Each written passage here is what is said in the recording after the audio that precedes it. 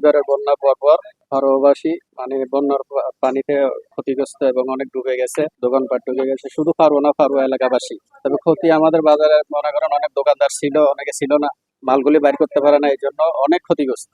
দেশ জুড়ে যে কোনো কেনাকাটায় 10,000 টাকার বেশি অফার, তাই পেমেন্ট মানেই বিকাশ।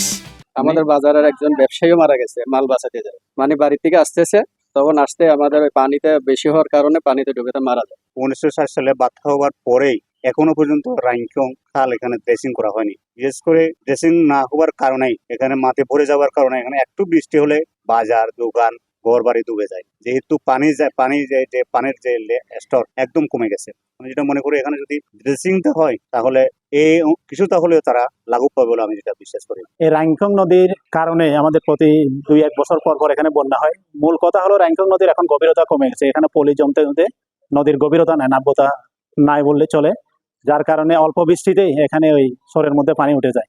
তো আমার এই সরকারের কাছে এবং প্রশাসনের কাছে একটাই আবেদন থাকবে, যদি সম্ভব হয় আমাদের এই রাইনকং নদী যদি ড্রেজিং করা হয় বা খনন করা হয়, এই রাইনকং নদী গভীর করা হলে তাহলে হয়তো এই বন্যার প্রবণতা কিছুটা হলে আমরা এই কম হবে বলে আমি মনে করি।